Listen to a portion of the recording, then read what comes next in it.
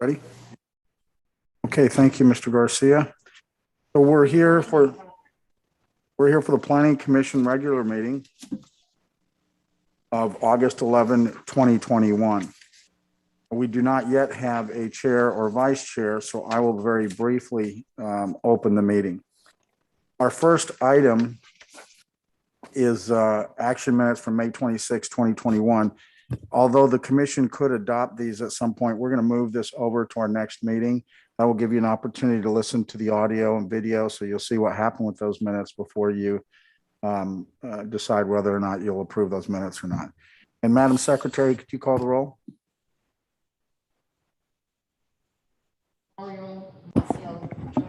Present.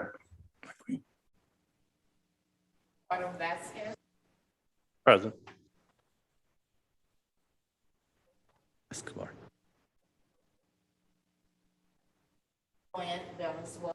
Present. Present. Okay, so we've called to order and we'll start with our Pledge of Allegiance. The only one that I've met before is Mr. Maciel, so I'll ask you to lead us in the Pledge of Allegiance if you don't mind. All rise. Put your right hand over your heart and repeat after me. I pledge allegiance to the flag of the United States of America and to the republic for which it stands, one nation, under God, indivisible, with liberty and justice for all. Thank you, sir. We don't have any matters set for public hearing, and as I mentioned, our consent calendar is going to be continued to our next meeting. So that brings us to item number 2, the election of chair and vice chair of the Planning Commission. How this normally works is any commissioner is allowed to recommend someone for the chair or vice chair.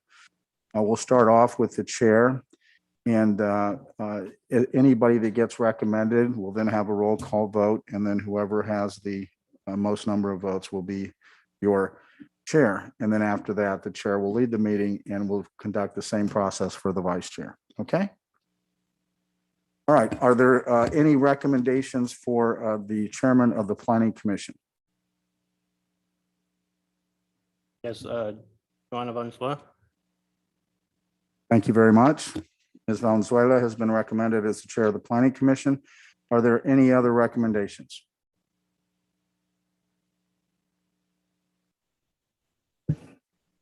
I'd like to nominate Mr. Mario Maciel. Okay, we have Mr. Maciel recommended as well. Are there any other recommendations for the chair of the Planning Commission?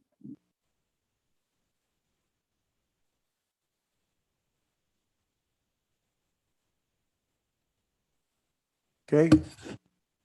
Going once, going twice. Any other recommendations? Okay. So we have 2 commissioners that have been recommended. We'll start off with Ms. Valenzuela. And Madam Secretary, could you call that roll call vote?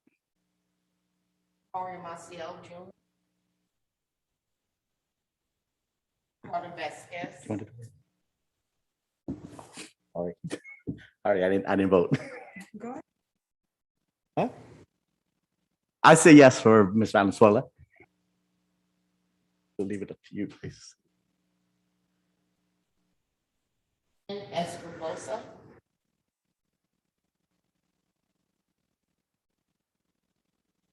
Valenzuela.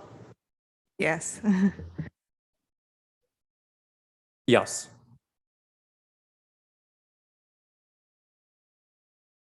Carter Vasquez.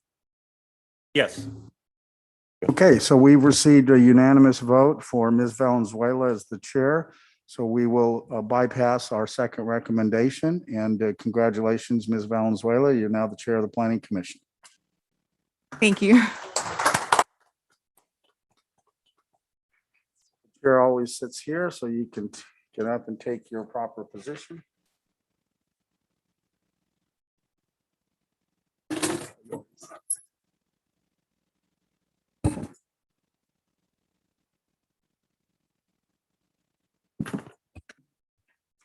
And I know that you've not been a commissioner before, so if there's any assistance that you ever need, even during a meeting or anything like that, you can always call upon Ron or myself, and I'll try and lead you in the right direction, at least to start off with. And I'm sure that you'll be able to catch on very, very quickly.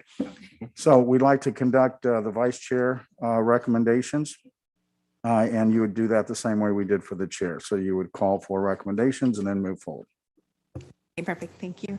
Okay, so at this moment, I'd like to call for recommendations for the vice chair. I'd like to recommend Commissioner Mario Maciel.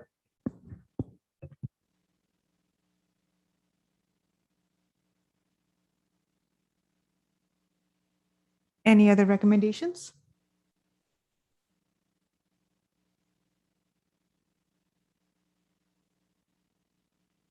Okay, and we heard none. Madam Secretary, can we call the vote, please? Thank you. Mario Maciel Jr., Yes. Ricardo Vasquez, Yes. Jen Escobosa, Yes. Joanne Valenzuela, Yes. and Eric Pena. Yes.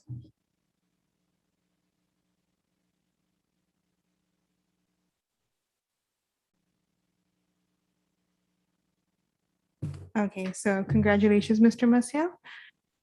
And and now we'll go ahead and move on to item number 3 in the consent calendar.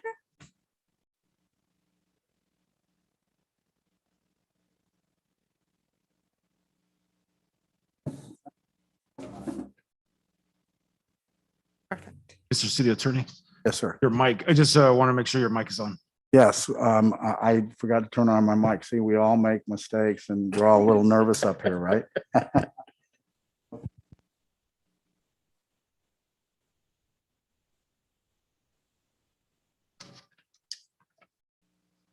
As the Mr. City Attorney is getting ready to present, I would like to make note that the Planning Commission bylaws have been provided to you on the dais for your reference or review.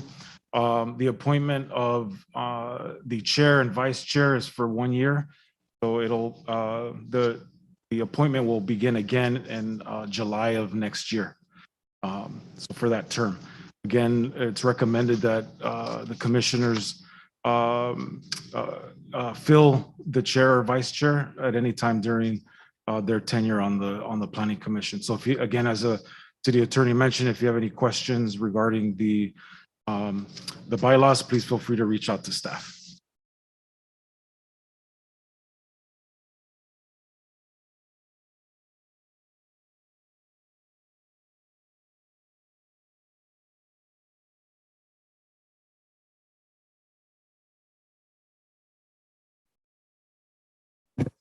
Okay, Madam Chairman, Mr. Vice Chair, members of the commission, I'll be presenting to you the ethics of public service today, along with some overview of the Brown Act and some of the other rules and regulations that you're going to need to follow as a planning commissioner. Believe it or not, I started out my public service as a planning commissioner in the city of West Covina. So I'm well aware of the important task that you'll be performing for the city of Baldwin Park. It is extraordinarily important because you will be looking at development projects and other kinds of issues. It will really determine the face and the vision and the look of Baldwin Park for many years to come. So you have a very important position, and I want to congratulate you for your appointment and thank you for your service. Go to the next slide, please.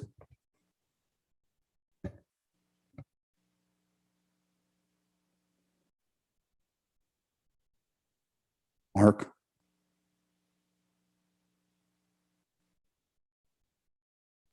It's already next slide. Yes, please. Okay, so we have some objectives that we're going to want to fulfill tonight. Number one is to familiarize yourself with laws that govern your service and when to ask questions. Many of you are new, and there's going to be a lot of times where questions come up. I want to emphasize that you probably cannot ask enough questions as you start this type of service when you have not been familiar with it or had experienced it before. So please feel free to do that. Ron, I think he knows everything. He really is an extraordinary employee for the department. And so anything you need to ask him, feel very, very comfortable doing that. Of course, if there's any legal questions or anything, ethical questions or things like that that come up, you can feel free to call me as well, okay? I want to encourage you to think beyond just the legal restrictions that I'm going to talk to you about and to provide tools for you to think about that and how you're going to think about the different decisions that you come up against, the different challenges that you may experience on the Planning Commission. And I want to provide guidelines for you to help you guide yourself in those decisions. Next slide, please, Mark. When you're a member of the Planning Commission, you're going to be governed mostly by the Brown Act and what's called the Bagley-Keene Open Meeting Act. Most of the time we refer to the Brown Act because it's very, very similar and there are only a few little differences, but most of the time when we'll be advising you, we'll be advising you about the Brown Act. Very important to remember that perceptions are very, very important. Not just what you do up there and what you say up there, but how it's perceived and what it looks like to the public. Because at the end of the day, that's what we're here to do, is to serve them, and so that they know that you are serving them. And so that perception that you are serving them and not doing things for your own interest or your own personal interest is very, very important. And you should always remember that when you're up there. One key concept is the actions and decision-making in the public interest. So we're going to talk about that a little bit as the slide goes through, okay? Next slide, Mark. Ethics in daily life and values.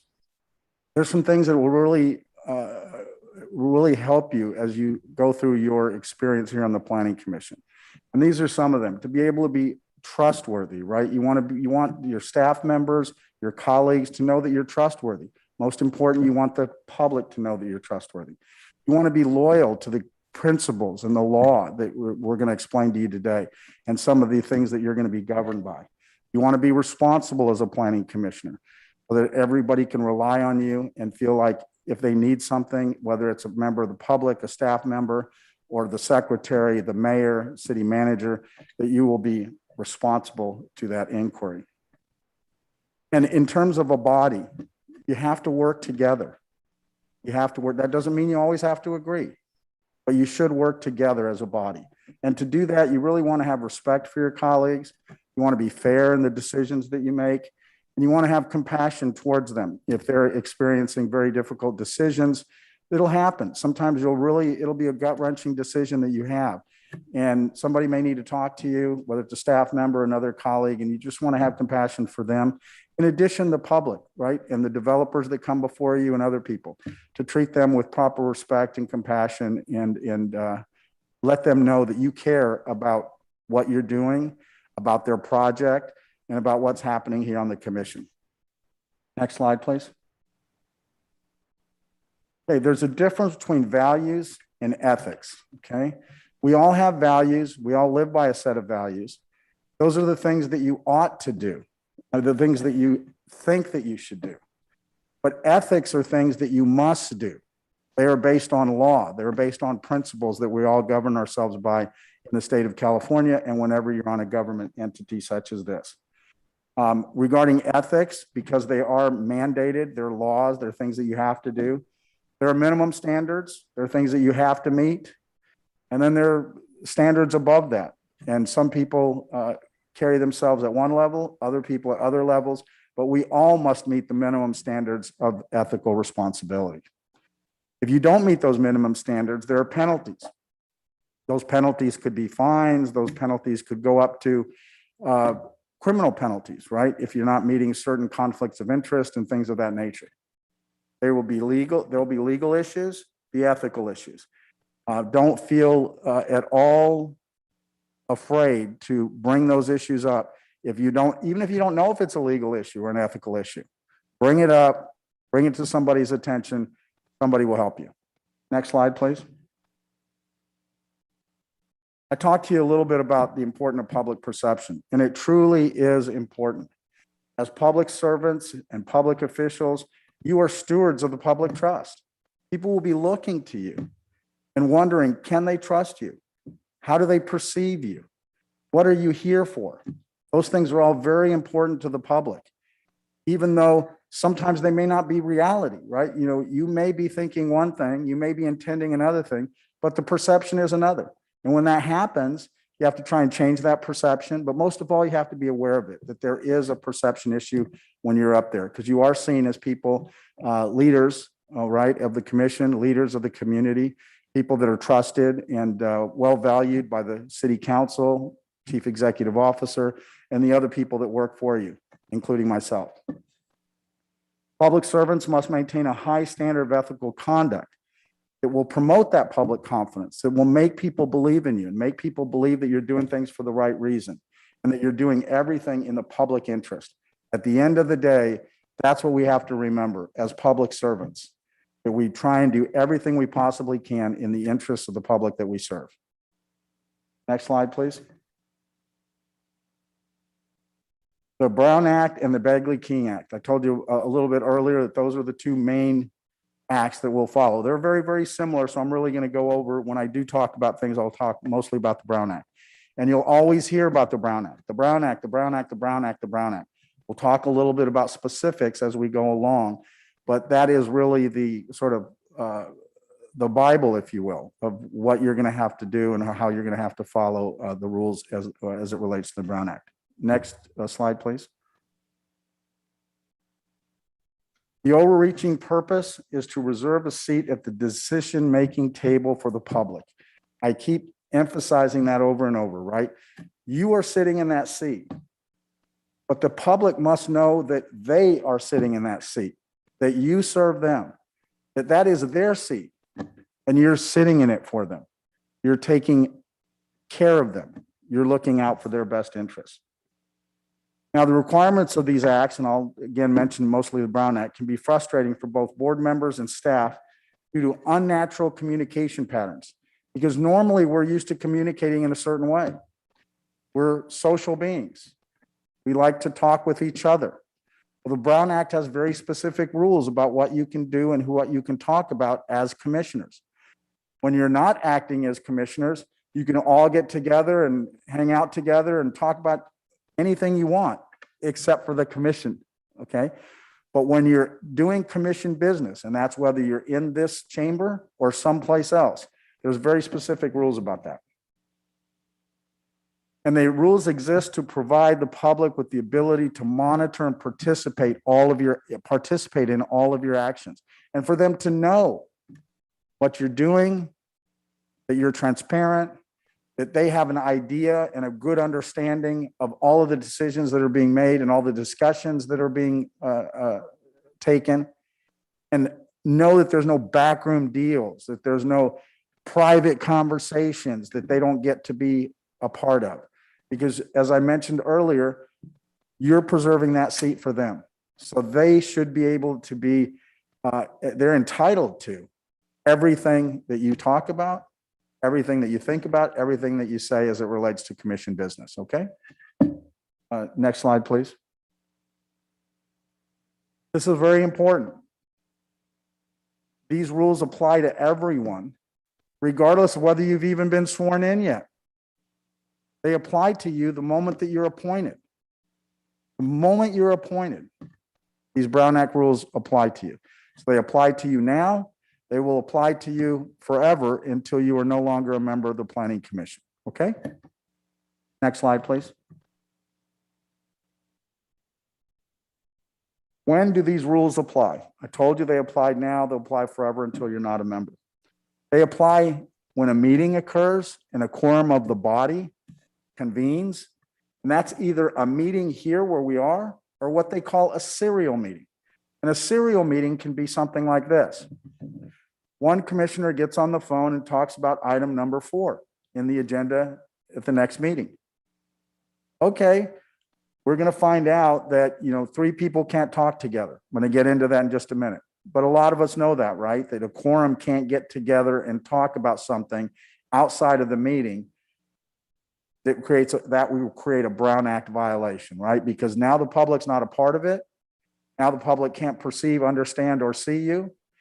And you've done something separate and apart from the commission that is private, that should be public, okay? But that meeting can occur when one commissioner calls another commissioner and talks about item number 4, and then that commissioner calls a third commissioner and talks about item number 4. Now 3 people have spoken about item number 4, even though you're not here, even though you were never together. It may have occurred days later. But the moment three people talk about anything related to the commission business, you've committed a Brown Act violation. That's called a serial meeting.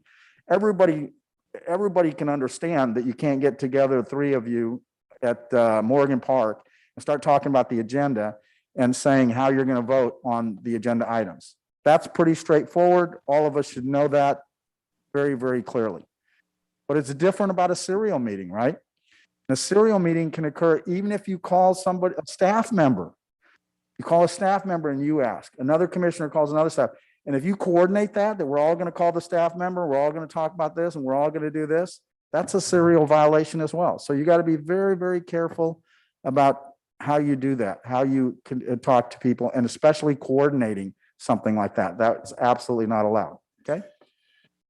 Next slide, please. A regular meeting. A regular meeting is a meeting that we're at right now. This is when you have a time and a date.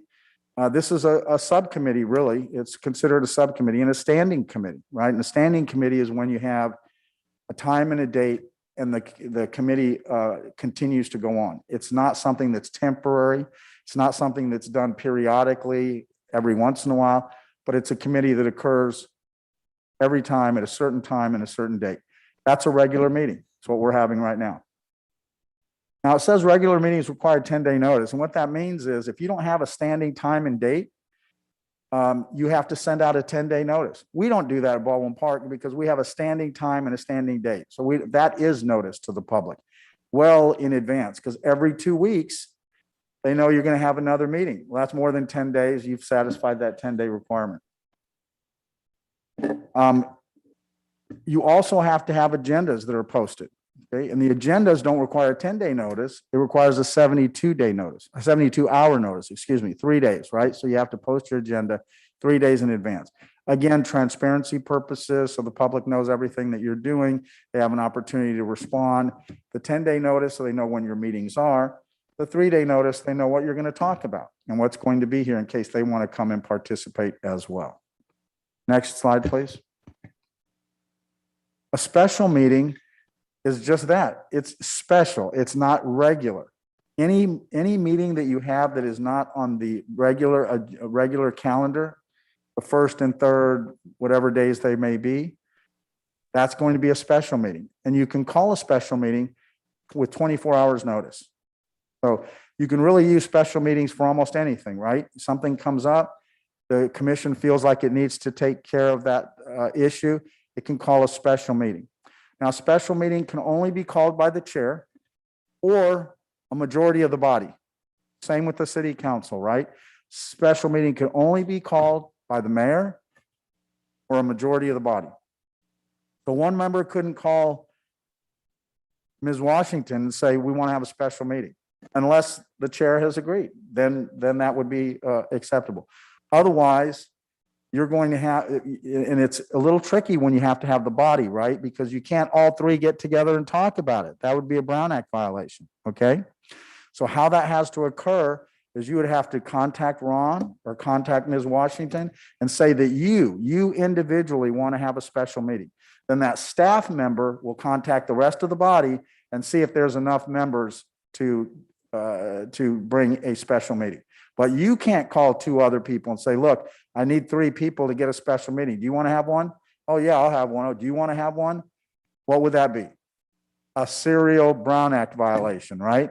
Because you've talked to one and that person talked to another. Now you have 3 votes. Now you call a special meeting. Now we have a problem. So contact your staff members or Ms. Washington or even myself, right? You can contact anybody other than those 3, okay? Special meetings are a tool, as I mentioned, to do almost anything, but they're usually used to address unforeseen events, something that you didn't know about when you posted your last agenda, okay? So if you knew about it when you posted your last agenda, you should include it on the agenda. You should have a regular meeting about that. I don't want to tell you that you can't call special meetings all the time, but you probably don't want to, right? You probably want to use that for unforeseen events, things that are really, really important. But again, it would be up to you as a body and to Madam Chair about whether you do that or not. Next slide, please. Public participation. You've probably all either been or seen a city council meeting or another public meeting that you may have seen on television or been there in person. At every public meeting, there's public communication. You're allowed to be, the public is allowed to be heard and allowed to speak and allowed to participate. And they're allowed to consider and talk about each agenda item. They can comment on any matter under the governing body's jurisdiction. That gets a little bit tricky because what you'll find is some people will come and they'll want to talk about things that are not in your jurisdiction. For example, they may talk about some federal immigration law that they don't like and that they want to be heard about. That's not in your jurisdiction. So Madam Chair will have to use her discretion about whether she would allow that public communication to go forward. They're not mandatory to allow public discussion on things that are not in your jurisdiction, but a lot of times you'll give that discretion to the person unless they're abusing that discretion or you feel like it's somehow interrupting and not allowing the meeting to go forward. All public comments are protected speech, and that includes criticisms about the programs, the policies, and even about you or any one of these staff members. We've all been at a city council meeting where public comes up and criticizes somebody. Sometimes it's a council member, sometimes it's a staff member, sometimes it's me. And you have to allow that speech to go forward and understand that that's part of your duties as a commissioner, is to receive that criticism, listen to that criticism, and be professional as you possibly can. Because sometimes things will be said that will be very hurtful. I hope that that never happens to you, but it could. And you have to be ready for that and understand that it's part of your duties as a commissioner to accept that speech, it's protected speech, and to allow that person to make that criticism. Next slide, please. Responding to public communication or public participation. As I mentioned, the public can comment on any matter under the governing body's jurisdiction, and the members can only discuss what's on the agenda. So even though somebody may come and bring up an item that's not on the agenda and they're allowed to talk about that because that's under your jurisdiction, you can't talk about that. You're only allowed to talk about matters that are on the public agenda.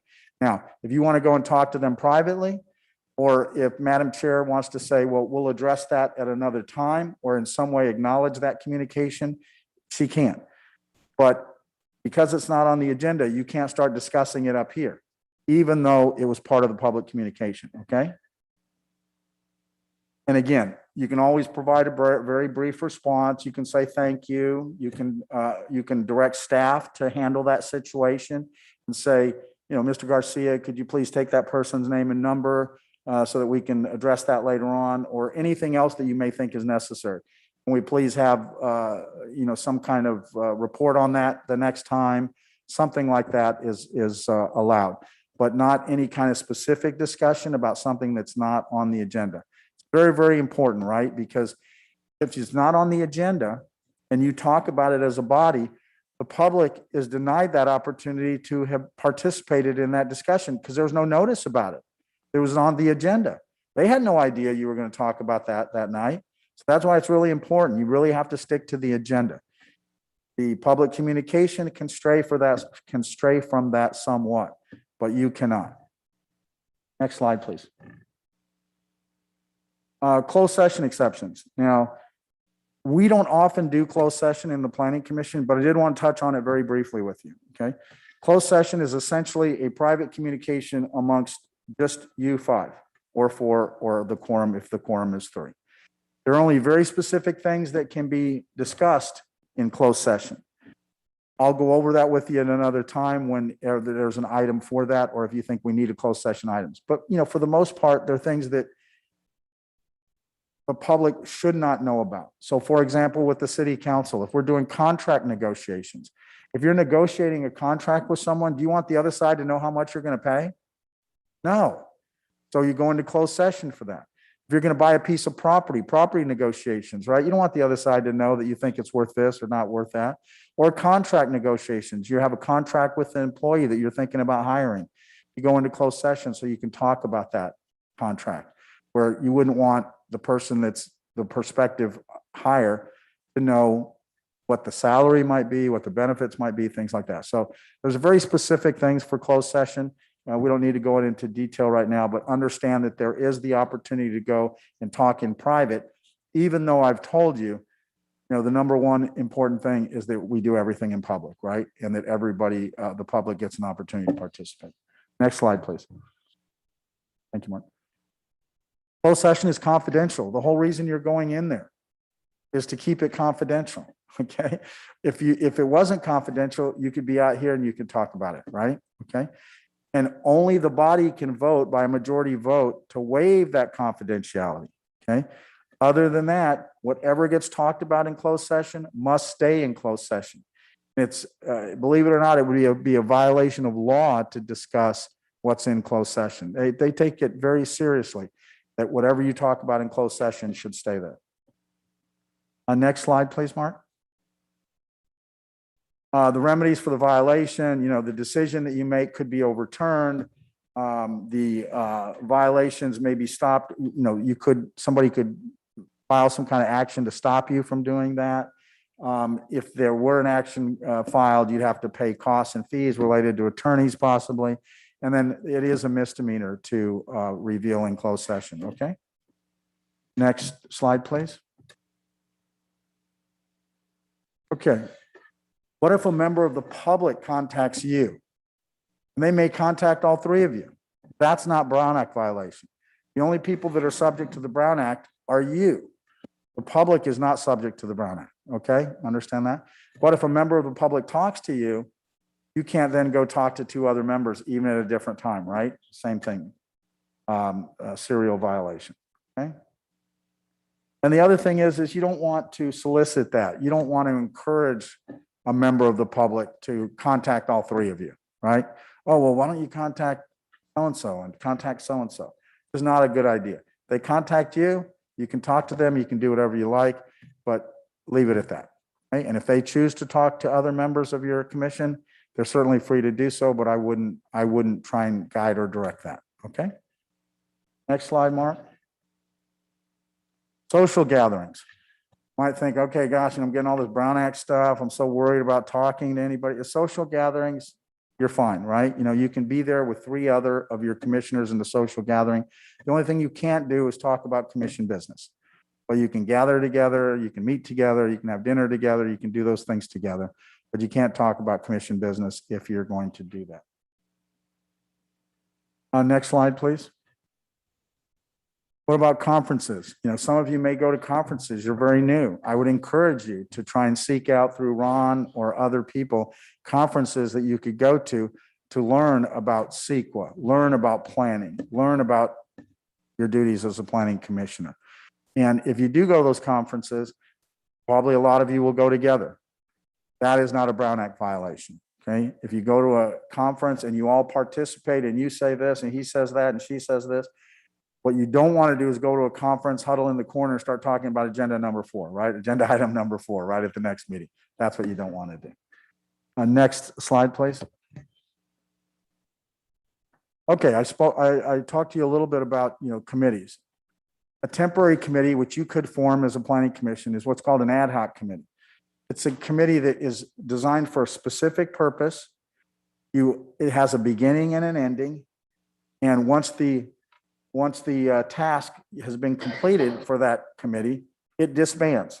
That's an ad hoc committee, what's called a temporary advisory committee. Usually composed of less than the majority of the members, and it's not meeting under the Brown Act. A standing advisory committee means that it's ongoing. Those are called standing committees. And it is a meeting under the Brown Act, right? Because it goes on forever, just like this committee. It goes on forever. You're going to keep meeting even when you're not around. They're going to keep meeting. They're going to still have a planning commission. It's got a specific time. It's got a specific place.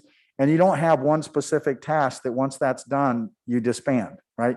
You're going to go over different things at every meeting. You're going to have different projects. You're going to have different things that you'll do. As I mentioned, the planning commission itself is a standing committee. Next slide, please. Oh, and the last one, for your commission, this is your commission, right? This is your commission. You're the ones that are supposed to be having the dialogue. You're the ones that are supposed to be making the decisions. City council members, mayors, city managers, they can all come to your meetings, but they can't participate in the way that you are, right? They can participate as members of the public. They could even come up and say something if they like, but they're not going to participate in your meeting in the way that you're participating, okay? Next slide, please, Mark. Okay, if you need a briefing from staff, I wrote this in black and I kind of want to explain it. Most times you'll want to wait for the meeting if you can, okay? I'm not telling you can't ever call staff ahead of time. You can, but just, be careful about that because of the reasons I mentioned earlier. If you can wait, generally most issues can wait. Right now, because you're new, you may be calling them before meetings a lot more than you usually do. But once you have some experience under your belt and once you're understanding how everything's going, you probably will not be calling before meetings as often as you may be doing right now. And even though you can, and you're allowed to call Ron or some other staff member, you can't do it in groups of 3, right? That's the Brown Act violation. You can't decide, oh, we all need to know about this. And the 3 of you call and get on a merged telephone call or something like that. That would be a Brown Act violation, okay? You can do it on your own, but again, stay away from telling someone else to call and coordinating any kind of calls related to a staff member that all 3 of you are going to do, okay? Next slide, please. Okay, let's talk about money. We mentioned it earlier. Public interest should be your only motivation, okay? You should not benefit financially from anything related to your position. I think we all generally know that, but it's even more important when you're a member like this, right? You have to avoid even the appearance of something like that happen if you possibly can, okay? Next slide, please. Examples of financial gain: briberies or kickbacks, self-dealing, and other employment restrictions. And we'll go into that in a little more detail right now. And the next slide, please. Okay, so as a public official, because remember, that's what you are. You're just like a mayor or just like a city council member. You're a public official. And you cannot solicit, receive, or agree to receive a benefit in exchange for any of your duties, right? And that can come in many different forms. We'll talk a little bit about that too, right? A benefit can be anything of a personal or material value. It doesn't have to be money. It could be something else. We'll talk about some other examples. But the general concept is nothing that will personally cause you to gain as a result of the duties that you're doing. If you can think about that general concept, you can apply that to a number of different situations. It would include even, getting free transportation someplace, right? Nobody's giving you any money. Nobody's handing you a check or something, but you're receiving free transportation someplace like a limousine or a van ride or something like that as a result of your position here. That would not be permitted. Next slide, please. Some other examples of improper bribes: campaign contributions. You can't ask somebody to make a campaign contribution for you or anyone else if it's part of a deal. You can't say, oh, make this campaign contribution, this person's going to give you this. Make this campaign contribution, I'm going to vote on your project. You can't do things like that, even though it's not a personal gain to you, right? Even though it's not a personal gain to you. Jobs, gifts. Can't accept gifts in order to do your duties. You can't accept a job in order to do your duties. And then you have all these other special considerations, right? Something that they would give to you, it would not be available to others. That's also prohibited. Okay, that's also prohibited. So as long, remember, if you just think about that personal gain kind of rule, right? Am I personally gaining in some way by this? Then it's probably not allowed, okay? Next slide, please. One of the common things that we think about when you think about bribery is quid pro quo. That specifically means that you give something, you get something, right? A quid pro quo. That is a very black letter law rule. You can't do that. And what I'd like you to do is to think about what you would do if somebody approached you with something like this. And it may not always be, hey, I want to bribe you. It's not going to be like that, right? Sometimes even well-intentioned about giving gifts or something that they're just trying to be nice to you. But you can't accept gifts. You can't accept jobs. You can't accept things to do your public duty. Okay. Next slide, please. The penalties are very severe. You can go to prison for that. You can lose your office. You can be barred from holding office. You could be fined. And then if it were a federal prosecution, the fines are and penalties are even stiffer. Next slide, please. Okay, no self-dealing, right? What that talks about are conflicts of interest. And this, can occur a lot of different times, right? That, bribery is something that, hopefully nobody has to deal with. But conflicts of interest, you probably will deal with, right? And if you do have a conflict of interest and you vote on a matter, that's going to be a problem too for you, okay? And so we have to understand what that is. The Political Reform Act talks about it. Government Code 1090 talks about it. There are conflicts of interest. They're almost always deal with something in a financial nature, okay? And what I mean by that is, if you have some financial interest in a contract that's coming before you or development deal that's coming before you, that's a conflict of interest. If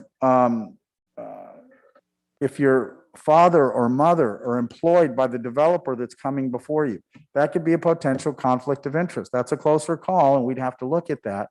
But that could be a potential conflict of interest. If you own stock, or if you own some kind of interest in one of these companies that is coming before you, that's a conflict of interest. It usually has to do with financial gain. If you're going to gain financially in any way as a result of the decision that's being made, that could be a conflict of interest. So for example, let's say there's a development project before you, and you live right next door to that development project. And your house stands to go up $50,000 if that project gets approved, you've got a conflict of interest, okay? Because you're going to financially gain. The opposite is also true. What if you're going to be impacted negatively, all right? Now you've got this project coming in and your property values are going to go down the tubes. You've also got a financial interest, right? You've got a financial interest and you would be conflicted out of that vote, okay? Next slide, please. The general rule is a public official has a conflict of interest if the decision will have a reasonably foreseeable material financial effect on your economic interest. So it's all about financial effect, right? Whether it's negative or whether it's positive. You're going to have a windfall as a result of it, you're conflicted. If you're going to lose a lot of money as a result of it, or even a little bit of money, then you're conflicted.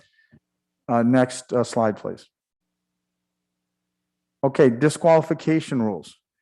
You may not participate in a decision if you have a financial interest in anything related to that, whether it's a family member working for the developer, whether it's you having a 1% interest, maybe let's say a national company comes before you at some point and you own some stock in that national company. You don't own the company. You're not a partner. But you have stock in that company. And it has to be a national company, right? You're conflicted, right? You're going to have a conflict problem if you have stock in that company that's going to be. Now, again, that is a very close call. It's a closer call. I'm just giving you general rules right now. We would have to look at that very specifically to see whether that meets the threshold to conflict you, right? But I'm trying to sensitize you to any financial interest, anything. You should be concerned about that and start asking questions, right? Okay, next slide, please. Okay, there's a difference between abstaining and disqualifying yourself, okay?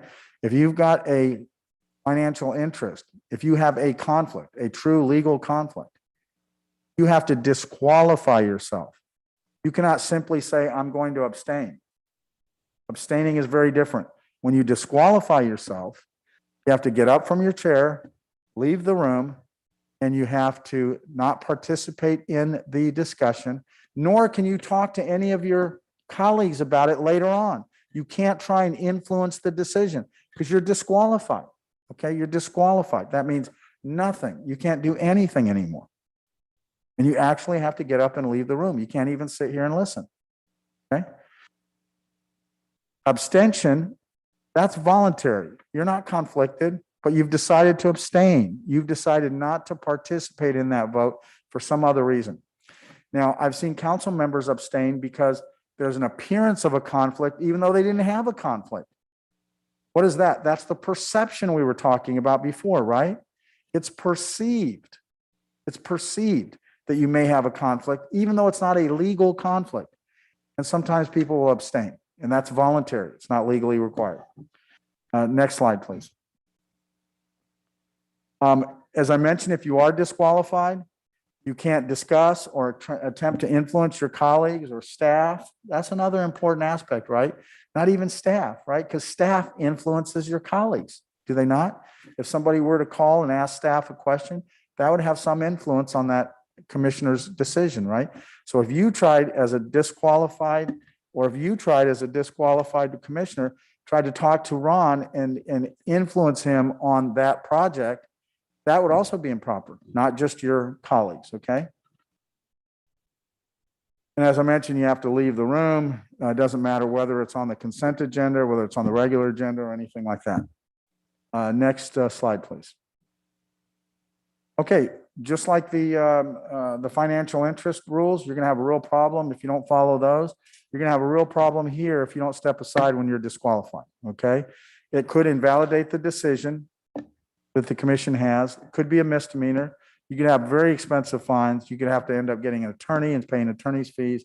And of course, there would be public embarrassment that, you know, you participated in something where you were disqualified for, okay? Next slide, please, Mark. Okay, so some of the things that, you know, we're touching here, we're just touching the surface, right? You know, what we like to talk the 10,000 foot level, right? We're not getting into the weeds. We're just trying to tell you some very basic general concepts. But you may have questions about these as, you know, individual circumstances come up. You can contact me, which is the agency attorney, and I will give you advice about what I think. However, this is very important to remember that if I give you advice, you're still not immune if you make the wrong decision, because I could be wrong. That's never happened. I'm just kidding. But I could be wrong. I could be wrong. So you don't get immunity just because you get to talk to a lawyer. You still have to do the right thing, right? The only way to truly get immunity is you write a letter to the FPPC and say, that's the Federal Fair Political Practices Commission. You write a letter and say, here's my issue. I've got this much stock in this company. The developer is going to be before us next week, and I need a written opinion from you. Am I conflicted? They'll give you one. And once you get that, now you're immune. If you do what they tell you to do, you can never be in trouble for that. But that takes time. Sometimes it takes weeks, right? So if you think something's going to be a conflict, talk about it early and often. And if it's a close enough call that I'm not even comfortable giving you, I'll always give you advice. But if I would say, look, this is such a close call, you really need a written opinion. We need some time to do that. We need some time to do that. And you usually know about projects, especially big projects, right? That are coming down the pike several months, right? Or weeks, right? And so the minute you see something that you think, ooh, make the call, make the call. Next slide, please. Sorry, I have a question on that. Yes. So in the unlikely event that that would happen, to make, you know, have sort of the option to make the call, but I guess worst or, well, technically best case scenario for anyone or for person sitting here, we can always disqualify ourselves, right? Yes, you can disqualify yourself out of the abundance of caution. Of caution. Right? You don't have to be legally correct. You could just disqualify yourself, right? And say, I'm not going to participate. I'm going to leave the room. I'm not going to talk to my colleagues. I'm not going to do anything. So yes, you have the option of doing that. Perfect. Thank you. You're welcome. Okay, next slide, please. Special rules for contracts. Interests in contracts are forbidden. We mentioned that earlier, right? Disqualification is not enough. Just because you disqualify yourself, if you've got an interest in a contract, you've got a problem with it before them. Penalties, refund money received, fine, imprisonment, loss of office, excuse me. Next slide, please. Contractual conflicts of interest. This was the Government Code Section 1090 that we talked about a little bit earlier, okay? And it goes along the same concept. You cannot be financially interested in any contract made by anyone that comes before the board or commission, excuse me. Next slide, please. Okay, future employment issues. You cannot leave this commission and then go get employed by somebody that was here before you, okay? You have to wait 1 year after you leave this commission before you can go get a job for somebody, from somebody that you voted on, okay? And they do that to protect you and to protect the public, right?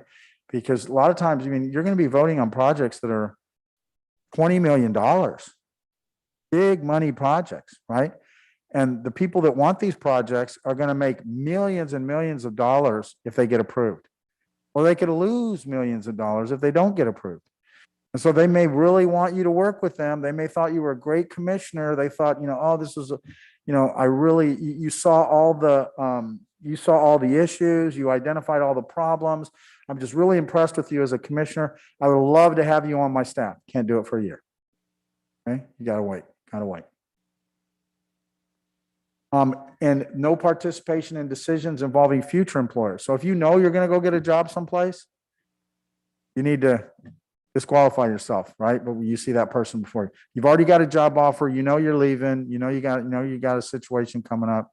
You got to disqualify yourself. Okay, so it's not only it's both ways, not just making a vote and then going and getting a job. It's even if you already have a job there, you can't participate. Okay, next slide, please.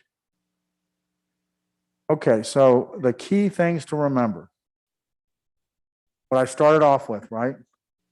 Public interest, all right? Always having the public interest in mind. Always the public, always the public.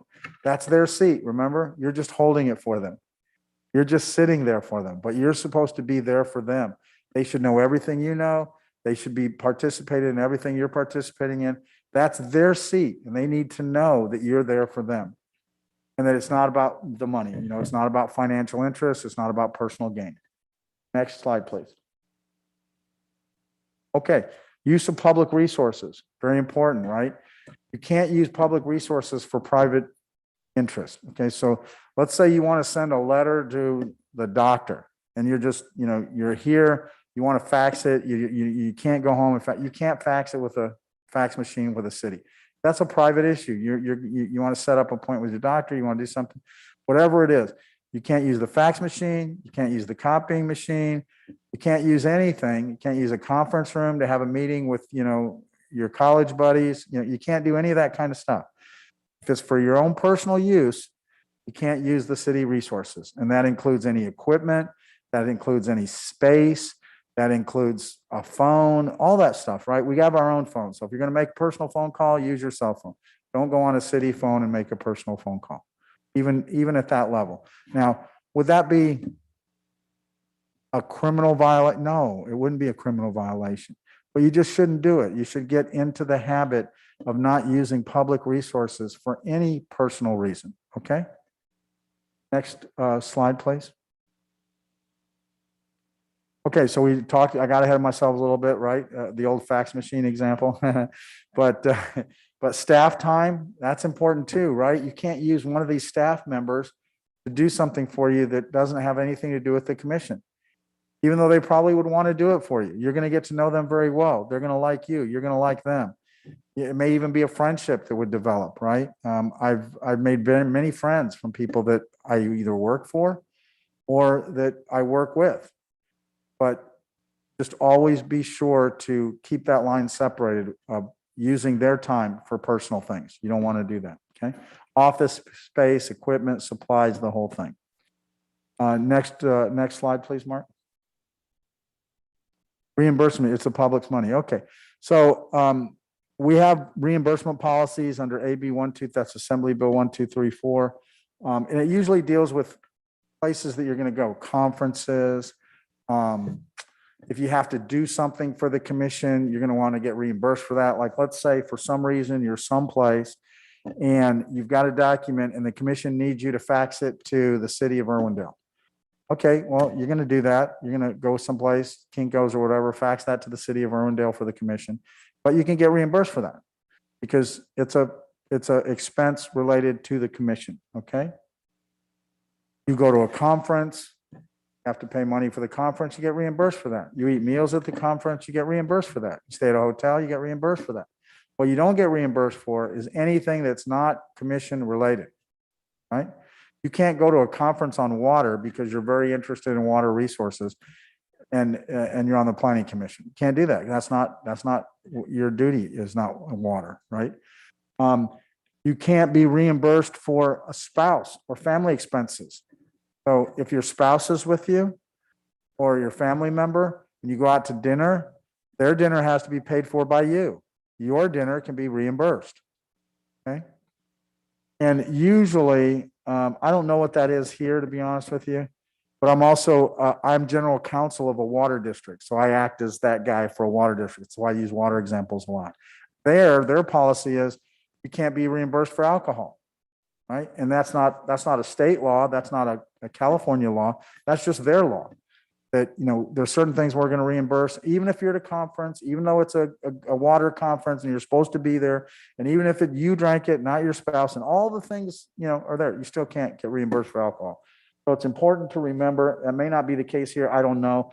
I've never done any reimbursement for the city of Baldwin Park. I've never had to reimburse anything. But the point is this, check to make sure what your reimbursement policies are here, if you're going on a conference or something like that, okay? Next slide, please, Mark. Political use of public resources, okay? Same kind of thing here. Now you're not using it for personal gain. You're not asking Ron or someone else to do a fax for you or to allow you to use an office, but you're using public resources for some political activity, right? To help a council member get elected, to help a ballot measure pass, those kinds of things. Even though it's not personal to you, still not allowed, okay? And again, the idea is public resources should only be used for your public duties, related directly to your public duties. Next slide, please.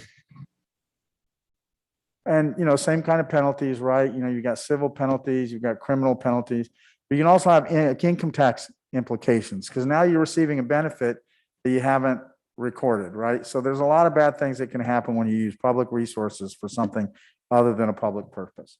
The next slide, please, Mark. Well, gifts don't always have bows, right? We talked about that a little bit earlier. We talked about travel, right? You can't accept travel. We talked about meals and food and drink. Can't accept those kinds of things for your public duties. And entertainment, you know, concerts and things like that. Just be very careful about that. And it's not always meant to be bad. People sometimes just want to be nice to you, but you have to be very careful. Okay, next slide, please. Gift rules. Okay, so if you receive a gift of $50 or more, you've got to report it. $50 or more. It's not very much, right? $50 or more.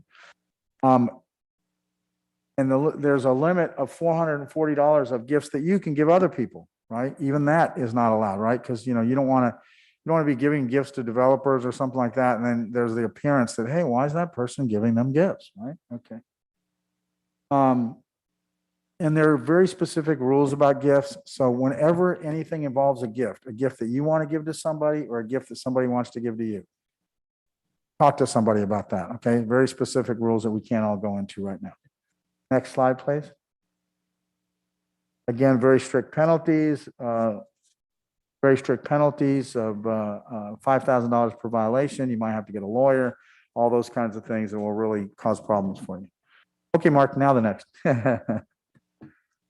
We talked about planned transportation. We talked about, you know, that you could lose your seat here on the planning commission if you take gifts like transportation and other things. Next slide, Mark.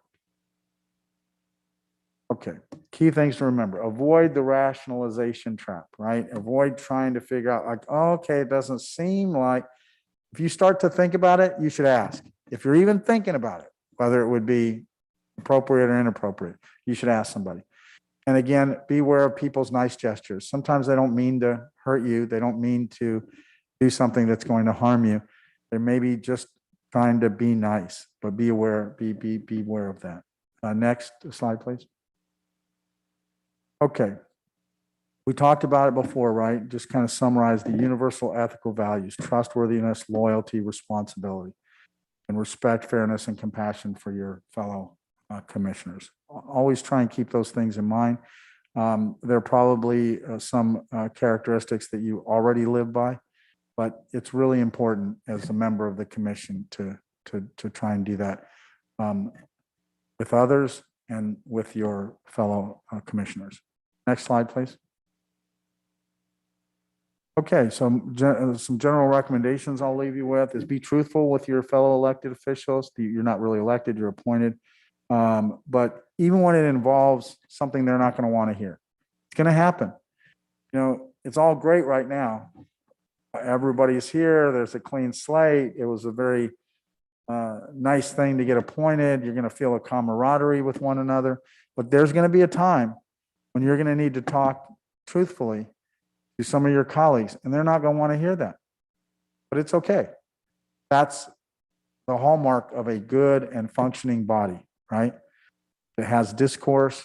It may sometimes disagree, but is not afraid to do so, because you're not always going to agree. And if you do, it's going to seem weird, right? You know, if you always agree, it's just going to seem a little unusual that you're always agreeing, because most people don't. You know, if you get 5 people in a room, you get 5 different minds and 5 different perspectives, you're usually not going to agree on 100% of everything from now until you're off the commission. Avoid any actions that would, you know, be bad perceptions. We get back to perceptions here now, where people might question your motives or question your intent. And always try and avoid anything that would violate meeting requirements, the Brown Act, right? You know, if you are going to get together, if you're all going to get together for some reason, don't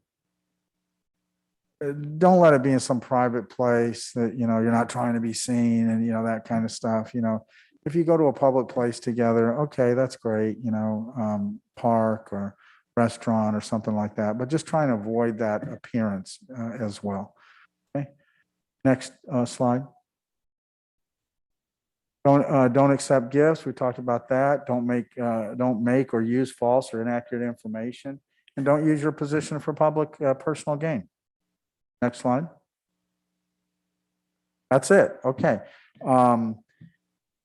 And a lot of this is, you know, we would all consider common sense, right? We do. And a lot of it will be common sense to you. But if it's not, and again, the rule I try and, if you even think about it, don't try and think it out. Ask somebody. If you're thinking about it, that means it's maybe a question. Okay. And I'm here for you. I'm going to give you my cell phone number so that if you could all write this down. Oh, wait, we're on the public. Okay.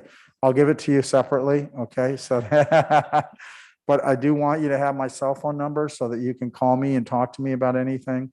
And I do really, really invite you to use the resources that you have. This is an extraordinary staff. It truly is. I've worked with a lot of different cities. I've been a city attorney in other cities. I'm the general counsel for the water district. I'm the general counsel for a school district. I work with a lot of different staff, and I can tell you that you are very lucky to have the staff that you have. They will always be there for you. They will do it with a smile. They'll go above and beyond for you. So don't ever hesitate to engage them, because they want to be there for you. Okay.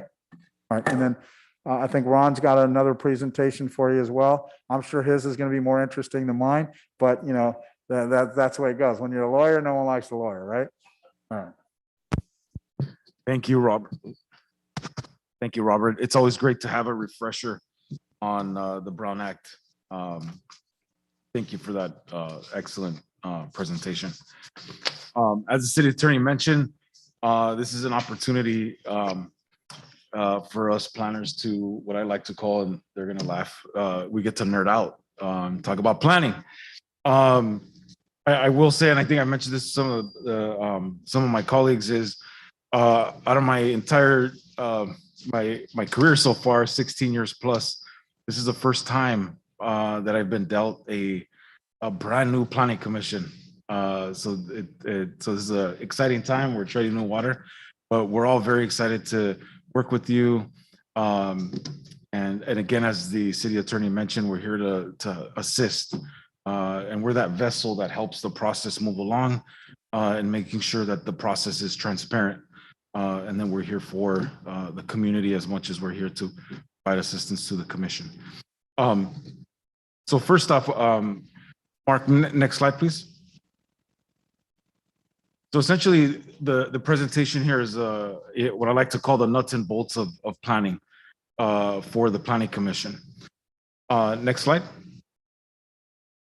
So the topics that we're going to cover is land use regulation, general plans, zoning, and our favorite, very few colleagues of mine love CEQA.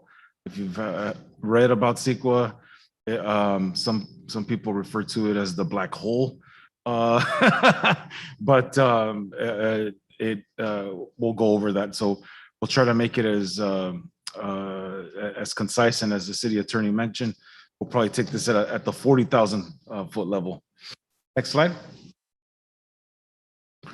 So there's two types of land use that's defined in California state law. So one is a general plan, and that is required by state law. Every city in the state of California has to keep a general plan for the city. And essentially what I like to call it, it's the blueprint and the constitution for planning and development within the community.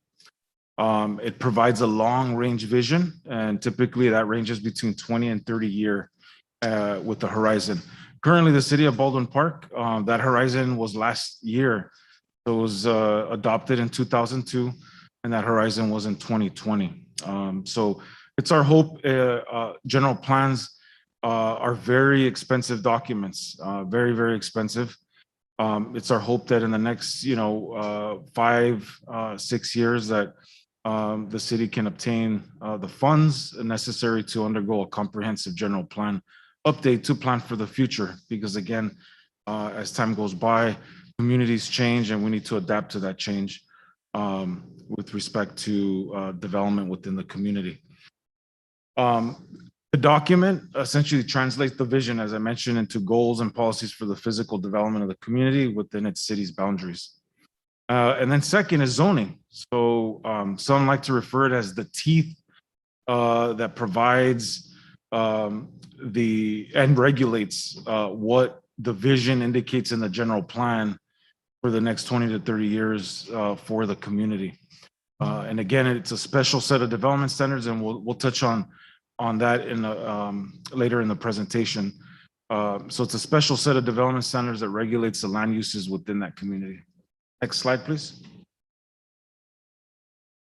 And that general plan, just want to give you a brief overview. So it's really important to understand that California state law requires 8 for a number of years. For as long as I can remember, even in college, there were 7 required general plan elements required in the general plan, and that included land use.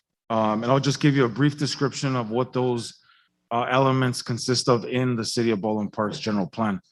So for land use, the land use element focuses on how land in Baldwin Park is used for various uses such as housing, jobs, commercial development, schools, community uses, public buildings, facilities, parks, open space, and promotes equitable distribution of different land uses.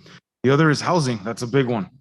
The housing element analyzes Baldwin Park's housing conditions and needs for all income levels, including low income households with special needs. It also provides various programs to create a variety of housing to meet Baldwin Park's housing needs. The current RENA cycle is the 2014-2021 housing element, and that establishes the goals, objectives, and policies that are foundation of the city's housing strategy. City of Baldwin Park, the housing element must be revised. This is one really unique thing about general plans. It's the one element in the general plan that has to get updated, and depending on the city's cycle, it's either a 4-year or an 8-year term. For Baldwin Park, it's 8 years. So we're there and we're undergoing that exercise now and updating the housing element. Essentially has to be submitted to the State Department of Housing and Community Development for review and approval within those 8 years. And again, I'll provide some detail on the housing element because that is a special element in that general plan. The other element is circulation. It identifies the general location and extent of existing and future transportation networks within the city for all uses, automobile, pedestrian, bicycle, and commercial vehicles. And also highlights alternative modes of transportation, less reliance on the vehicle, creating and locating jobs near housing. The other is open space and conservation, which outlines goals and policies that build on existing recreation and conservation programs and considers potential resources for new park and open space. Also the cleanup and preservation of groundwater and the continuation of waste management, hazardous waste, and recycling programs within the community. It also emphasizes preservation of historical resources within Baldwin Park. The other element is noise. The noise element describes the noise environment within the city and analyzes current and projected noise levels to limit community exposure to excessive noise levels. For noise, you're going to see this as development proposals come before you, especially with CEQA documents. They'll talk about mitigation measures for noise, trucks. All that gets analyzed, especially because when you have development adjacent to residential uses, those have to be mitigated. So there's, in our zoning code, there's hours of operation for those types of uses. So that way those are minimized and don't have negative impacts on the community. So there's certain hours that you can, for as small as a lawnmower or a construction truck. That is what the general plan is referring to in this for noise. Safety, that outlines the goals and policies aimed at reducing the risks associated with hazards within the city. Policies in the element focus on protecting life and property from hazardous conditions. And the emphasis there is placed on emergency response in the event of a disaster. I want to highlight the safety element.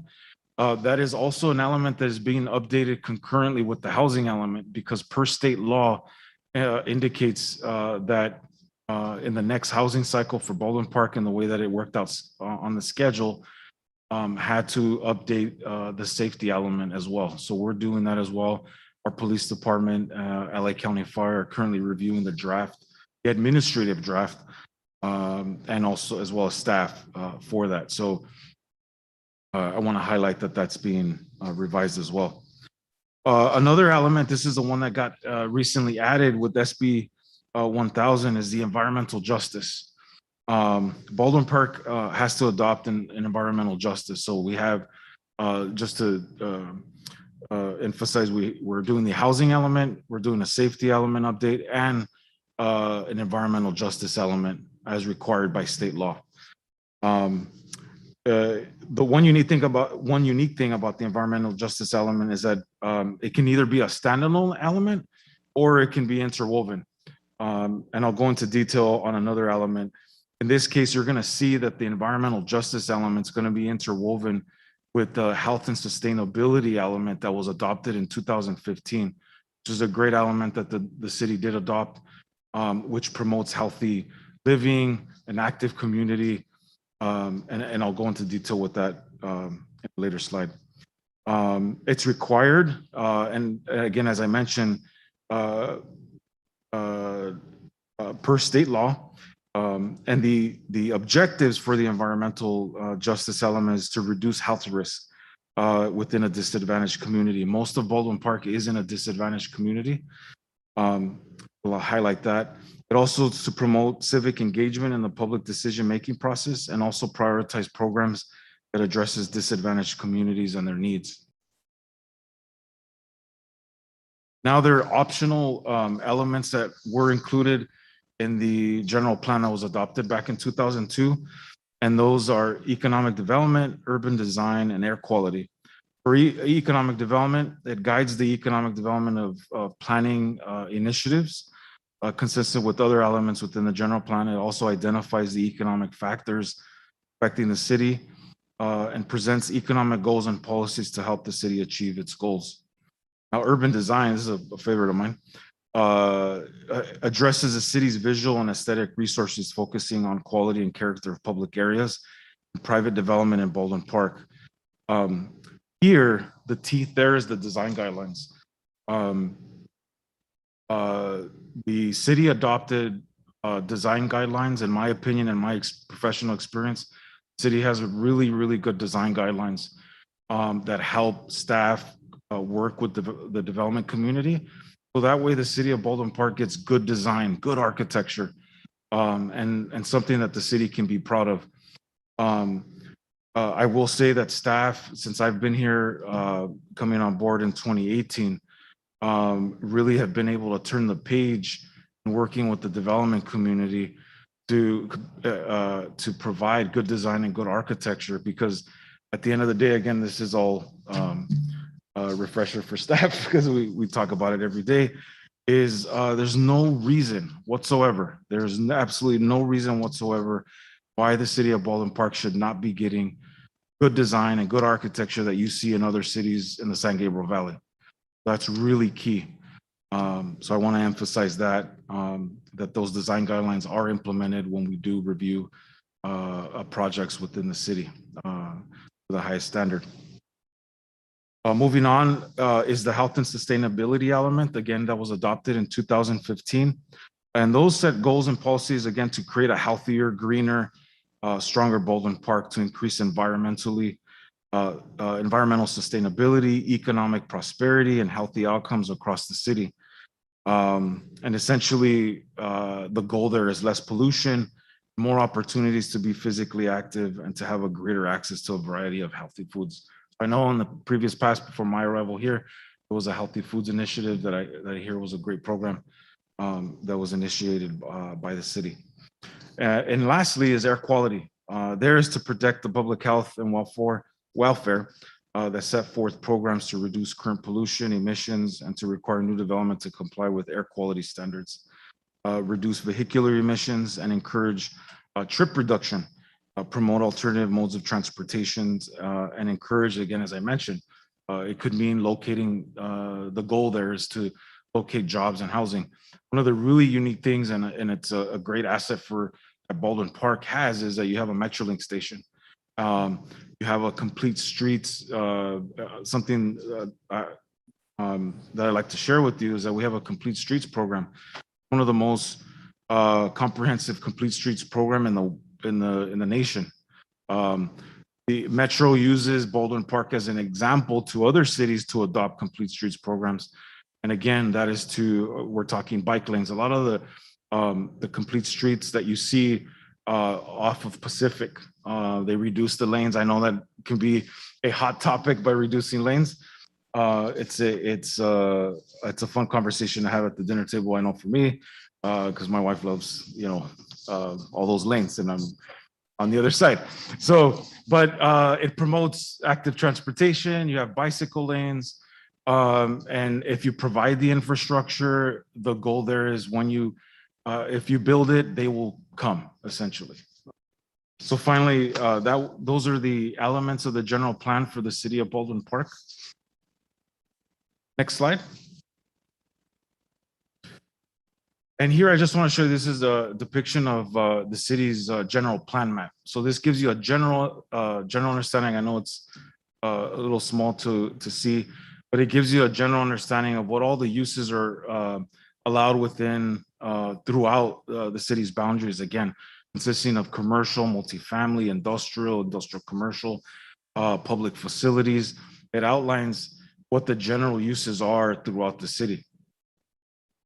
Next slide. So as I mentioned, the housing element, really important. I wanted to spend a little time on this, especially because we're undergoing that exercise now with the city that's going to plan for capacity for the next 8 years for housing within the city at all income levels. Again, as I mentioned, it's updated and it's based on a schedule by state law, 4 to 8 years. Baldwin Park is on the 8 years, 2014 to 2021, and now we're looking at 2021 to 2029. It has to be certified by the State Department of Housing and Community Development. Also, there's a annual housing progress report that is submitted to the city council to let the council know where it stands with implementation of the housing element. For example, every year we have to report how many units were constructed during that year based on the income levels. So that information is shared not only to the council, but also the planning commission as a reminder that there's goals and policies set. So that way they know where they fall as far as meeting those target numbers. And within the housing element is the regional housing needs assessment, which is most commonly referred to as RHNA. And as I mentioned before, the housing need there is by income category. Next slide, please. So here, what is RHNA? The regional housing needs allocation quantifies the housing need in each city. So the state determines RHNA's numbers for each area of the state. So the state essentially identifies what the housing growth will be for the region. So for Southern California, it was 1.34 million homes for the next 8 years in Southern California. So once the state has determined those housing units, then it's gone down to the region, which is SCAG.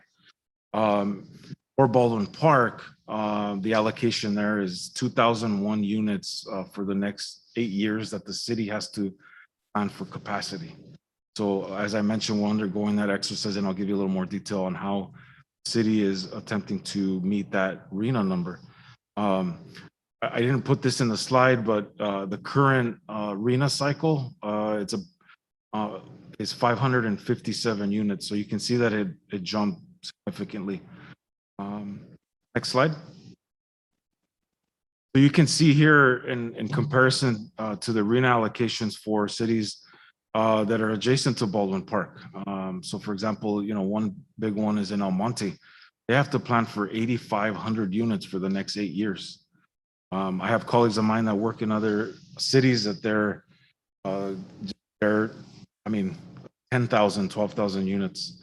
But you can see that those numbers increased. And again, the big reason for that increase is to address the significant shortfall that we have for housing. And again, housing has been a hot topic.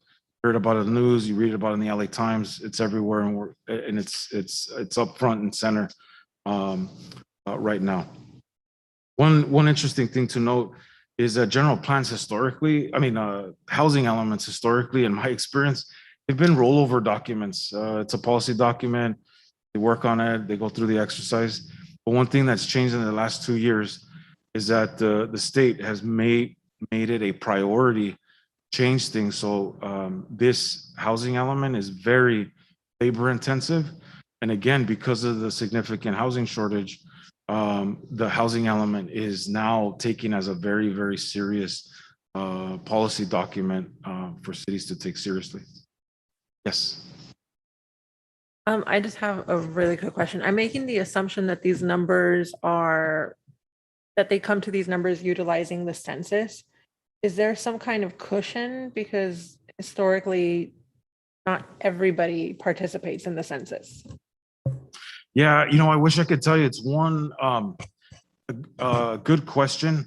I know in the state, when they do their calculation and then it gets handed down to the region, they go through an intensive model of how they determine that number. It's very, very complicated. I am probably, I can't confirm, but I'm sure that the census data it does get included in that calculation. I hope that try to answer that question. Okay, quick question. So speaking of these numbers, so the 2,001 units roughly that need to be brought up, right? Would this be all brand new buildings, or could this be current homes that are vacant lots that are out there? Because if you go around the city, you will find a home here or there that's abandoned and it's new. Yeah. So would that be considered as part of this number? Can that be demolished and purchased and redone at be counted towards this number? Absolutely. For example, we deal with a lot of, for example, we have a lot of, I don't want to say a lot, but we have encountered where you have historically a single family home, but it's on a multifamily residentially zoned lot. They come in and they demolish the house and they go from 1 unit to 11 units. Those units get counted towards arena. Okay. But not existing units get counted towards that arena number.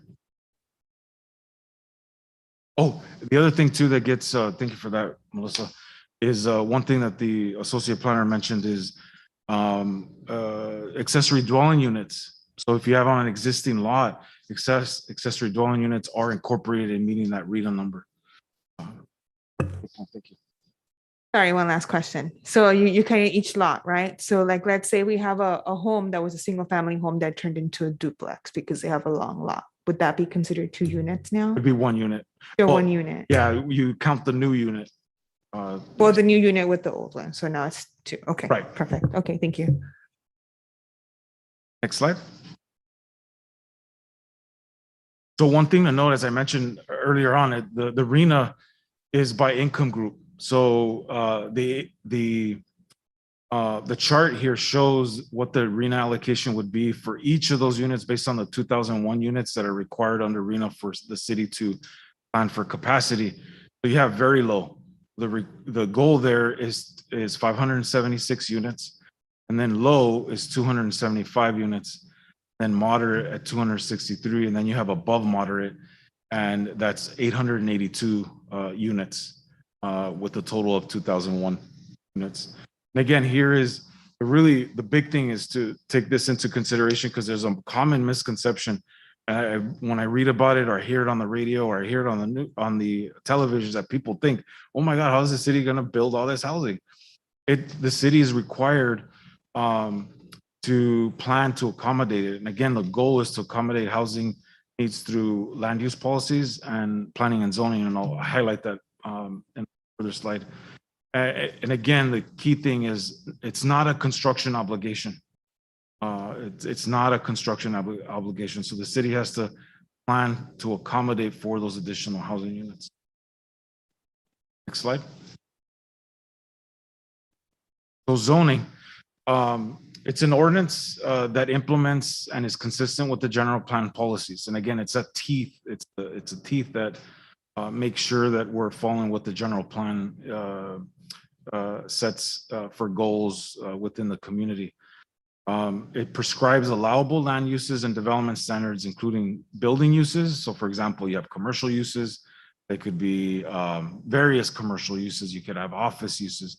You could have restaurants with alcohol licenses. You could have restaurants with entertainment.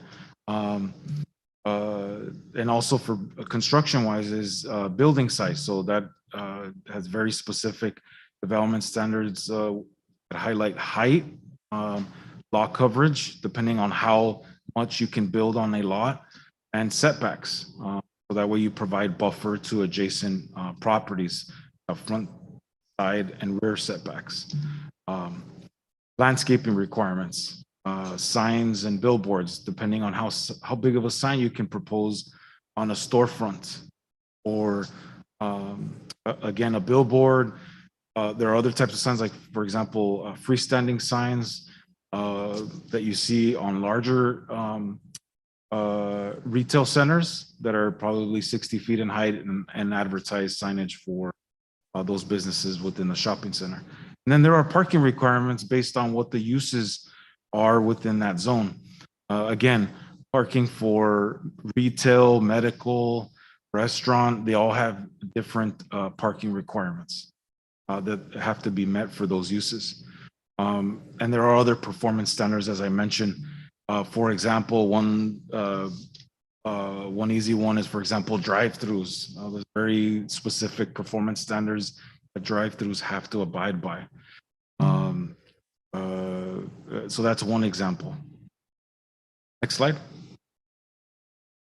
So here's just a depiction here of what we use every day. Is a zoning matrix. So what this does is it tells us what uses are allowed and prohibited within those zones and if a special permit is required. One common entitlement that's going to be coming, that will be brought before you is most commonly our conditional use permits. Again, that could be a gym, that could be a permit for an alcohol license. Those are the common ones that come before the Planning Commission, along with others that probably will never come before the commission just based on its use. But I just wanted to give you a example of what that use matrix looks like, depending on each zone that's allowed within that. Next slide. So here's a couple of examples that we wanted to highlight of land use entitlements that are common. So for example, again, we mentioned conditional use permits. Another commonly entitlement is development agreements. Cannabis.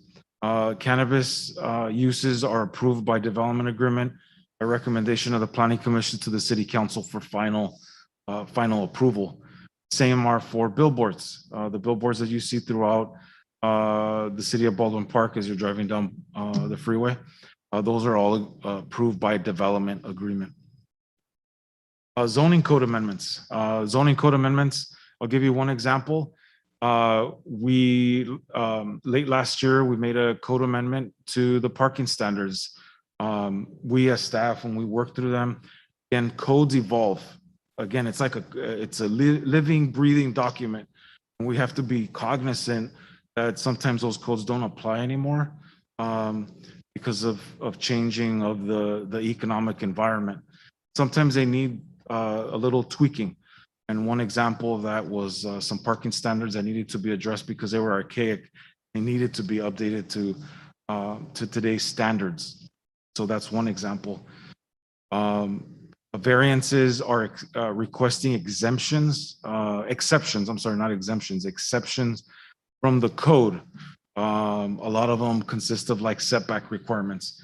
One thing about variances is that they are based on unique circumstances. There has to be something unique in character about the lot that is keeping the development from meeting that requirement. It could be an irregularly shaped lot that would keep that development. So sometimes there's some exceptions that need to be made to make the project work. And there are specific findings that need to be made when those variances are requested.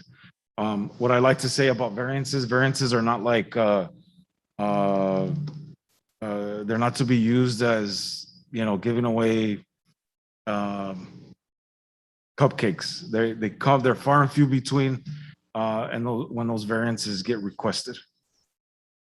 Development plans, that is another one. Specific plans within land use entitlements.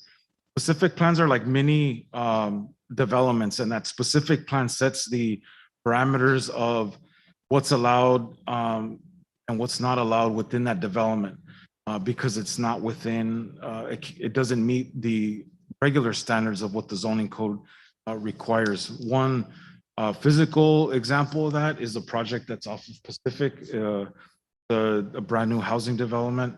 That's a specific plan, and those homes, that development is strictly adheres to the specific plan that was adopted. It has its own setback requirements, it has its own height requirements, has its own density, it has its own landscaping requirements. So when any of those homeowners come in to want to do, for example, a patio addition, staff and I will review the specific plan, not the general zoning code, specific plan that guides development within that setting. So that's an example of a specific plan. Subdivisions are a lot of entitled. That's our most common that you will see is when, and we can use the project that was on Pacific. It can consist of very large lots, and when they subdivide them to comply with the minimum lot size standards, zoning regulations, they go through a subdivision to create, 3 large lots into 48 single family lots. And that could be the same for commercial development. Sometimes, for example, there's a project on Dalewood. It's a vacant lot. It's right adjacent to the Regency, if you guys recall where that is, across from the Jack in a Box off of the 10 freeway. There's a 6-story medical office building that's going to be constructed there. That area consisted of 4 lots. So subdivision also means you can not only subdividing, but also consolidating. The difference between a parcel map and a tract map is that it's 4 lots or less, and a tract map is more than 4 lots, and sometimes usually includes a condominium map. So it's air rights that are approved for that tract map. Lastly, we have the general plan and zone change amendments. And again, as I mentioned, the general plan, we got the housing element, safety element. Those are when we need to make updates to the general plan. Zone change amendments, depending on what the lot, there may be zone changes needed to go from maybe a commercial to single family, but it's really important there that we cannot, it's illegal. We cannot create a spot zone situation, but when it is makes sense, when you can do a zone change from a commercial to a single family, depending on what is adjacent and what is surrounded by it, those zone change amendments can be applied. Next slide. So here's just a depiction. The overall goal of zoning is to ensure that neighboring land uses are compatible. So definitely don't want heavy industrial use right next door to a single family residential home. But one thing really interesting coming back to the city of Baldwin Park is along Arrow, you see a lot of single family homes mixed in with industrial uses. The general plan has set goals and policies to transition those single family uses out. So that way you have commercial development. So that way you get rid of the imbalance of residential and commercial development. So a lot of that area south, once you get south of Arrow, you have homes that are on industrially zoned properties. For example, if someone that lived in that home came in to want to do an addition, they are prohibited from doing that. They could not add on to, essentially extending the life of these uses, because through the general plan indicates that those uses are not encouraged to be extended. So I just wanted to make that note. Yes. Now I have another question. As the units on Arrow are phased out, the residential units, does that add on to the number, the 2001 that we're aiming for in the next 8 years? No, because that would be removal of those residential uses to conform to what the zoning allows for. But yeah, those will not be added to or subtracted from the RENA.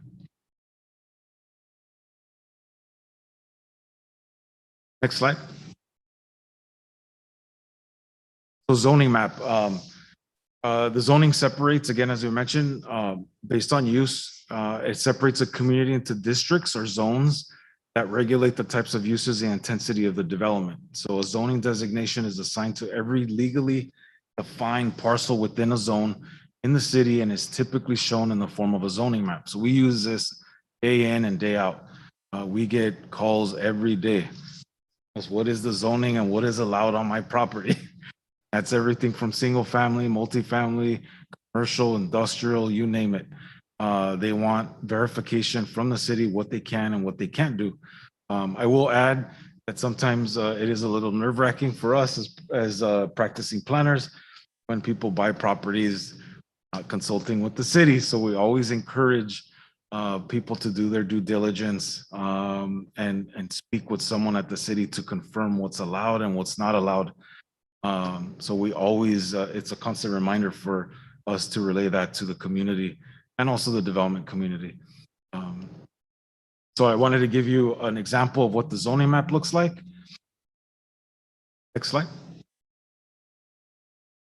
So here's the define. The general plan map was general.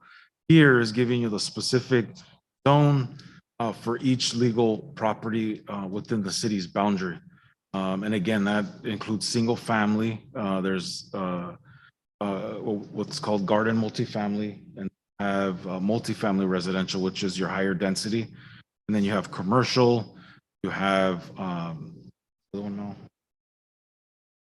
Oh, mixed use, that was the other things. You have mixed use zoning, you have open space, you have industrial, and then industrial commercial zones. And then you have your open space and public facilities. So you can see that, again, this map is, I have a big map in my office that I use every day to refer to. And I also want to, I'll save this for the end, but any questions on the zoning map? Again, we use this day in and day out, and it's always interesting when you look at other cities.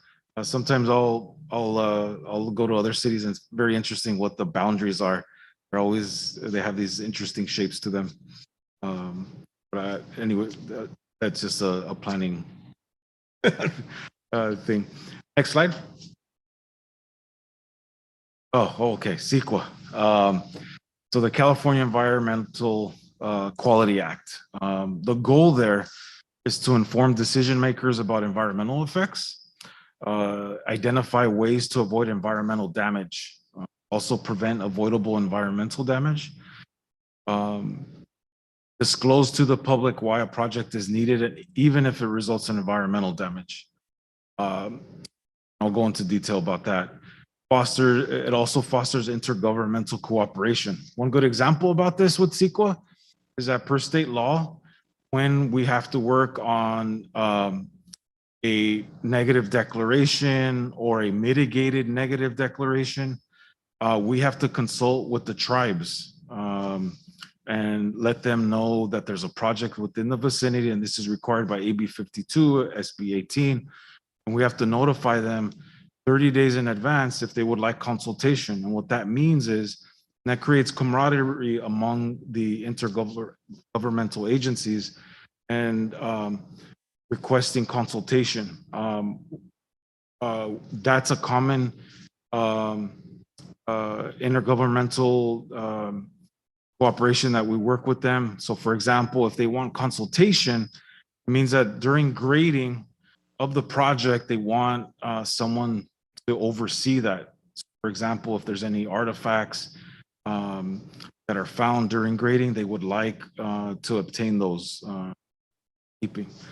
So depending on how large the project is, or depending on where it is, sometimes the tribes will ask for consultation and for a monitor. Sometimes you will, most of the times you will see that in our CEQA documents under cultural resources, that is identified in their document. It is also an informational document that analyzes potential effects and mitigation when considering a project. Again, one of the key things that CEQA reviews is traffic, also reviews air quality, and essentially confirms that project is going to comply with all the requirements set forth that the city has, and also state and federal law. Lastly, it also identifies potential impacts, and where possible, mitigations can be implemented to prevent or eliminate any impacts. One impact, for example, is like a shade and shadow analysis.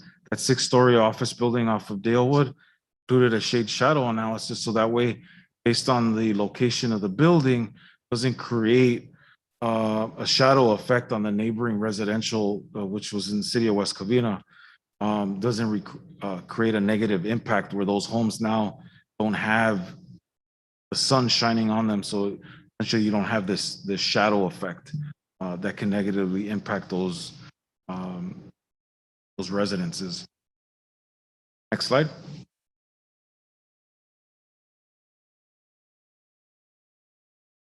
So here are, Steph and I wanted to highlight these documents, this information that we've gone over with you, highly encourage to you to visit the planning webpage.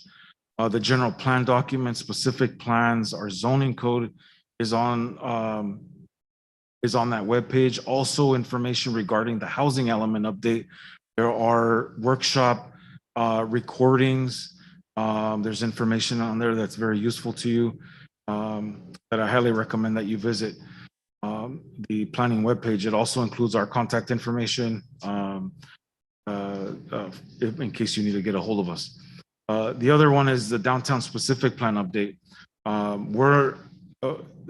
We received an SB2 grant from HCD to update our existing downtown specific plan, largely to increase the density.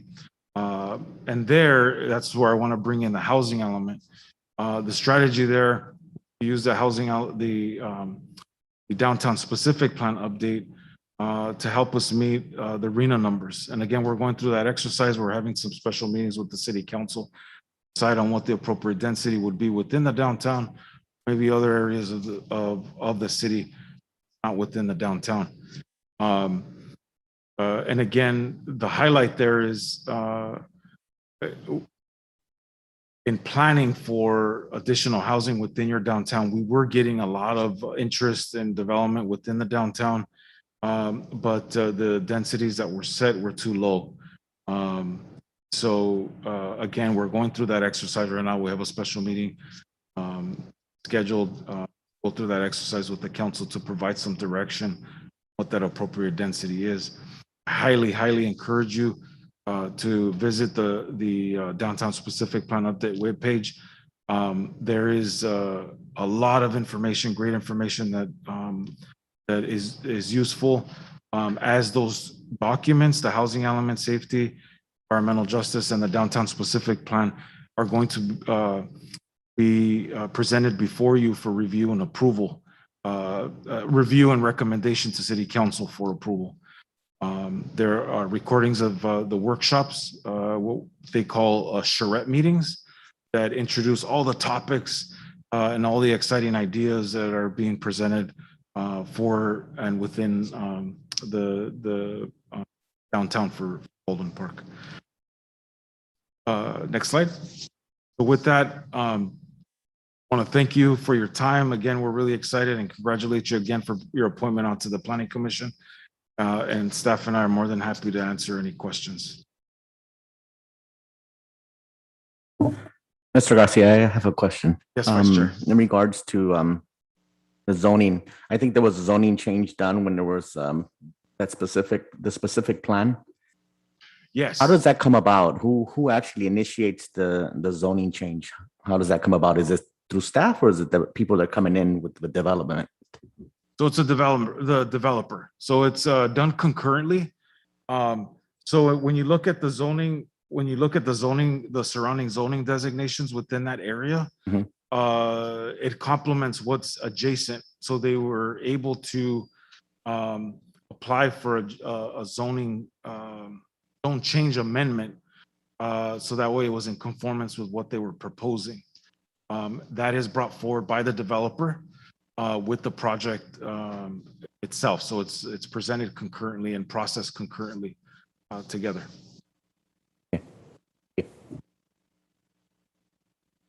What can we expect for the next planning commission meeting? Looking forward to that. That was my next item. Thank you for that, Commissioner Peña. I took a peek at the consent calendar, and I think there were some items that were already approved by the previous planning commission that we will be, I guess, approving the consent calendar on the next council meeting, no? Or going over it? Yes. And Mr. City Attorney, if I heard you correctly, the recommendation would be there. Again, we're moving that item to the next planning commission meeting. Yeah, so on the consent calendar, commissioners, for this meeting, we had action minutes from the May 26, 2021 meeting. However, none of you were present at the May 26, 2021 meeting. So it would be unusual for you to approve minutes that you weren't present at. So in order to account for that, we're going to make available to you the audio from that meeting. We ask that you would, review that audio so that you can then look at the minutes and approve them based on that review. Okay? Are we allowed to make any recommendations on what's already been? Well, yes, well, but see, these are not any recommendations as to the projects because those have already been approved, Yes. but the minutes that you'll read and you'll see, okay, well, that's not really what it said. Or maybe you'll see, if you see a vote where they denied a project, but it was really approved. Those are the kind of changes you can make to make sure that the minutes accurately reflect what happened in that meeting.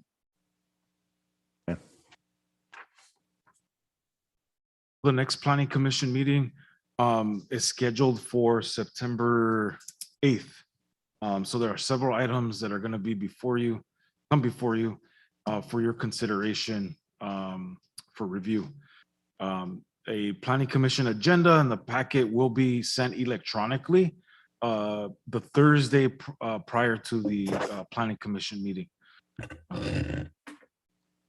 And if I could ask, Ron, could you send me emails of all the commissioners so that I can send them an email and then we'll have each other's emails as well? I gave them my phone number, but. Yeah. Yes, I will make sure.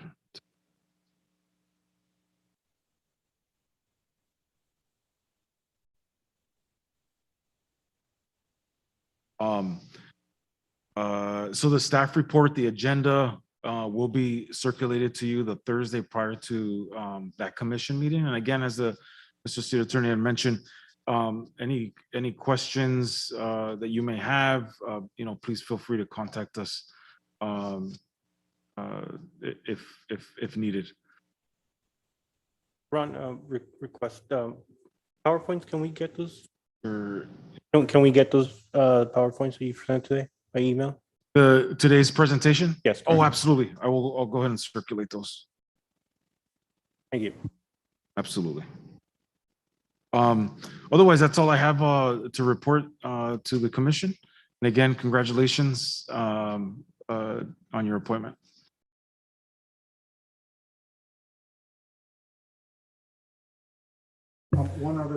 I'm sorry, Madam Chairman, one other thing that I made a mistake on was we didn't open up public communication. And so public communication is usually done in the beginning of the meeting. It's appropriate no matter when you do it. So the fact that we'll do it now is okay, but I do want to make sure that we do that beforehand. And so, Madam Chairman, you would ask Madam Secretary if there was anybody that had emailed or wanted to be on public. First thing you do is open public communication. So you'll say that I'm now opening public communication. You'll ask. Then you'll ask Madam Secretary if there was any request for public communication. If there were none, then you will close public communication and then you will adjourn the meeting. Hey, Madam Secretary, were there any emails or any requests made for public communications? Perfect, thank you. Then I'll go ahead and close public communication. I thought we met on the 2nd and the 4th Wednesdays of the month, but you just said the next meeting, September 8th. I just wanted.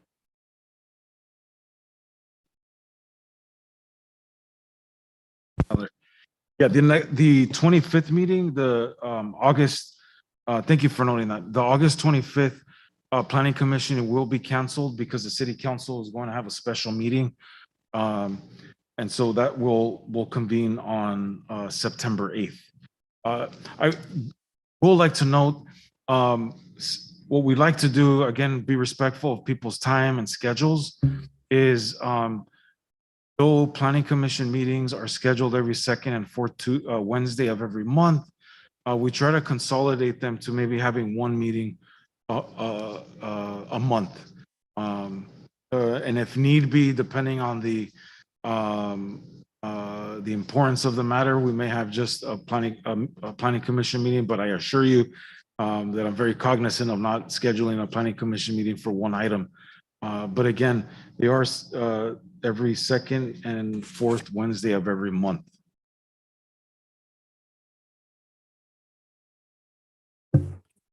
Any other commissioners have any other questions, comments, concerns? Sure. Do we use Robert's Rule of Order here? Or is it loosely or? You know, I don't think the council ever adopted Robert's Rules of Order, to be honest with you. And I'm not sure if this body did, but I believe we generally go by Robert's Rules of Order. Yes, yes.